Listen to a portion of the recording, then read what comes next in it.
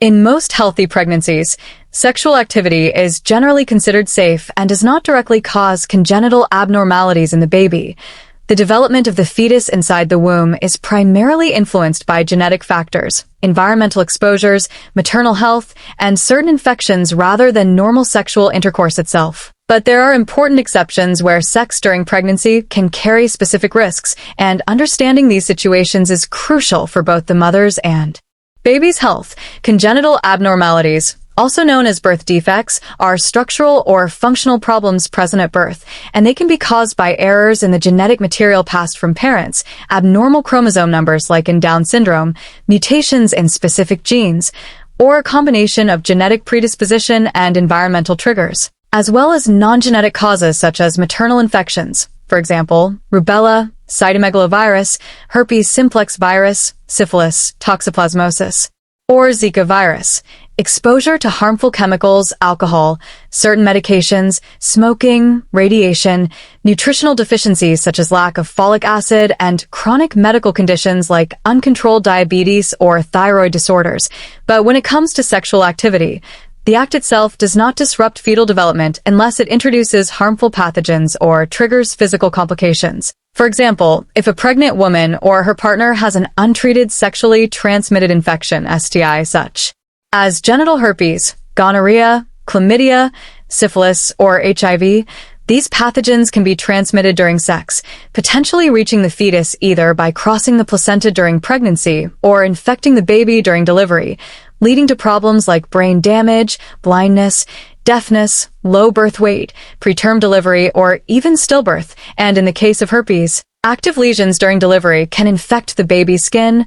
eyes, or internal organs, sometimes with severe consequences, which is why safe sex practices and STI screening are vital before and during pregnancy. Beyond infections, certain pregnancy complications make sexual intercourse risky because of mechanical or physiological factors. For instance, in placenta previa, where the placenta covers the cervix, sex or even mild vaginal penetration can cause heavy bleeding that endangers both mother and baby. And in cases of cervical insufficiency, premature rupture of membranes,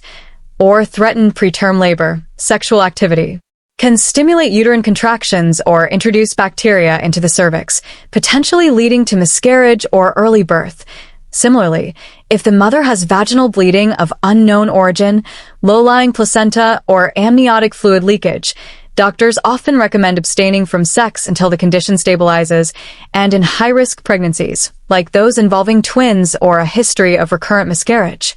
a healthcare provider may place restrictions on sexual activity to avoid triggering uterine irritability. Despite these risks in specific situations, it is important to note that for the majority of healthy pregnancies without complications, sex remains a normal and natural part of marital life, as the amniotic sac and strong uterine muscles protect the baby, while the mucus plug at the cervix acts as a barrier to infections. But even in low-risk pregnancies, couples should be mindful of comfort, gentleness, and communication, adjusting positions as the pregnancy progresses too. Avoid pressure on the abdomen, and avoiding sexual practices that could introduce air into the vagina, risking air embolism, or trauma to the genital area. The link between sexual activity and birth abnormalities is therefore not causal in most cases, but unprotected sex that leads to untreated infections or intercourse during high-risk conditions can indirectly contribute to poor pregnancy outcomes, including congenital problems,